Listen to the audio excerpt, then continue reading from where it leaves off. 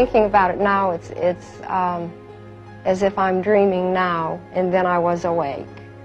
Then I was awake and conscious. I think they should call it a near-life experience, because it's more alive than I've ever been. פלוס במוסד, התחלת להתעסק בעניינים של עסקים מהוגנים ומרובעים, הייתי אומר. לחלוטין. אתה סמנכ"ל של חברה, והתעסקת בביטוח, אדם מן היישוב. אדם שכל הגישה שלו אומרת, ביידיש צחה זה נקרא, שוף בלעינק ואוקטו. קודם כל אתה צריך להוכיח דברים מתמטית, ואז אני מוכן לקבל אותם. עד אותו יום לפני 11 שנה. אתה היית בן 39, והיית בשירות מילואים, נכון?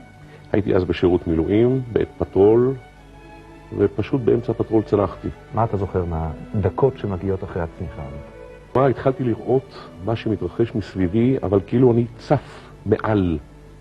נמצא מעל התמונה, אני רואה את עצמי שוכב. אני רואה את החובש מנסה לעשות את ההחייאה. אני רואה אנשים מתחילים להתאסף מסביב, אני רואה את הבלגן. אני חושבת לעצמי כמה מוזר שאני רואה את הגוף שלי, כלומר אני לא בתוך הגוף, כי אני הייתי, אף פעם לא חשבתי שהגוף ואני זה משהו נפרד. And I popped out the top of my head. And then I was looking at the body, which was lying on a gurney, and I saw the surgeons, and I realized it was my body, but I did not connect with it and call it me, or think it was me. And now that seems very unusual, but while it was happening, it was totally natural to look at it that way. Dr. Moody has observed a pattern that occurs in people the world over, regardless of their culture or religion. As a matter of fact, the prior religious beliefs or background of the person doesn't seem to have much to do with whether or not they have an experience and even the content of the experience. Mm-hmm. We've even had people who say that prior to their experience they were atheists or agnostics who have very beautiful and full-blown near-death experiences. Really? And do they remain atheist and agnostic? Not at all. Once they come back, they tell us that they're totally transformed and they have no more doubt whatsoever that there is a God and that there is a life after death.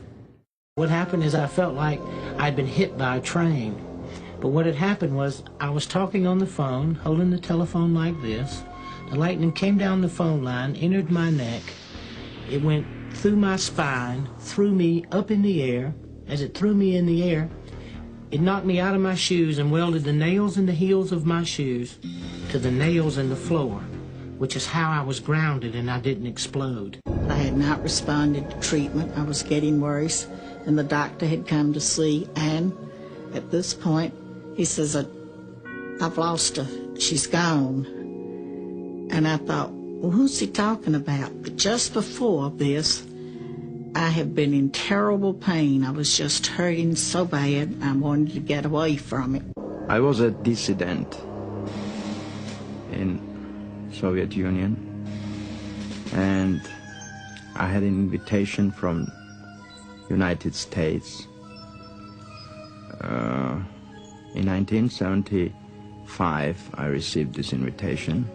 In 1976, I was given the exit visa, and I was leaving for New York that day, and I was coming to take my passport, and I was ready to fly. My family was already in airport waiting for me.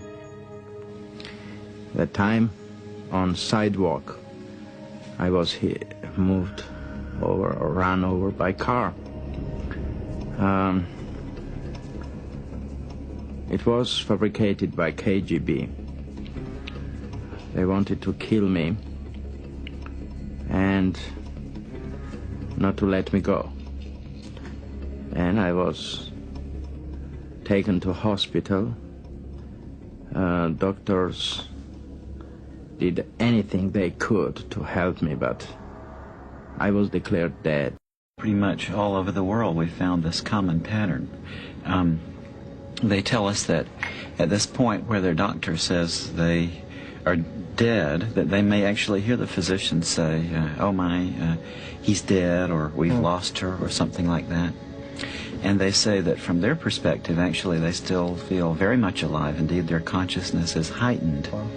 And they tell us that they seem to leave their physical bodies. They say that they float up, typically right above the bed in the operating room or the emergency room, and they look down and they can see their own physical bodies lying on the bed down below. But then all of a sudden I heard this statement, "He's gone, he's gone." And it was the paramedic making that statement to the driver. At that point, I was standing behind the paramedic. I was watching him work on my body. And there was this slight buzzing at the ear, and I felt myself pop out of the body. I don't know how I came out. I was just suddenly out of the body. And I sat down on the head of the bed a minute to look around.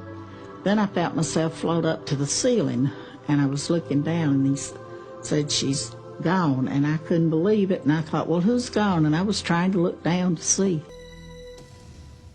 זווית הראייה. המון מהסיפורים האלה מתארים יציאה של זווית הראייה מהגוף, מבט מלמעלה, כאשר בחלק מהמקרים, גם בספרות מחוץ לארץ, אנשים מצליחים לתאר דברים שיכולים לראות רק מזווית הראייה הזאת, עם האיש הייתה כיפה או קרחת או דרגות. אין לי תשובה לזה, ואני אומר גם שאלה שחוו את זה כנראה מספרים אמת, כי אני בעצמי נתקלתי בחולים שעברו החייאה, הם מספרים את הסיפור שהם ראו כאילו הם מסתובבים מלמעלה ומסתכלים למעלה, ובאמת לזה אני לא יכול למצוא את ההסבר.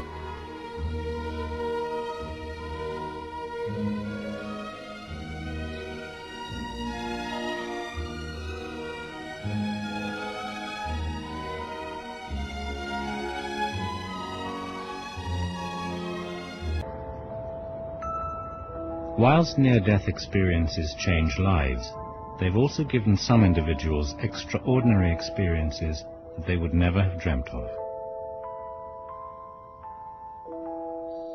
The most intriguing examples are of blind people becoming sighted for the first time. Vicky Nuratuk had been blind from birth. I've never seen anything, no light, no shadows, no nothing. A lot of people ask if I see black. No, I do not see black. I do not see anything at all. And in my dreams, I don't see any visual impressions. It's just taste, touch, sound, and smell, but no visual impressions of anything. In her early 20s, Vicky was involved in a serious car accident. The next thing I recall, I was in Harborview Medical Center and looking down at everything that was happening, and it was frightening because I'm not accustomed to see things visually because I'd never had before, and initially it was pretty scary.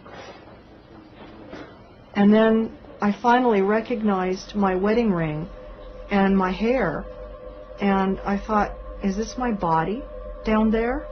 And am I dead or what? We can't bring her back. Get the crash go. They kept saying, we can't bring her back, we can't bring her back, and they were trying to frantically work on this thing that I discovered was my body, and I felt very detached from it. And sort of, so what? And I was thinking, you know, what are these people getting so upset about? Then I thought, I'm out of here. I can't get these people to listen to me. And as soon as I thought that, I went up through the ceiling as if it were nothing. And it was wonderful to be out there and be free, not worry about bumping into anything. And I knew where I was going.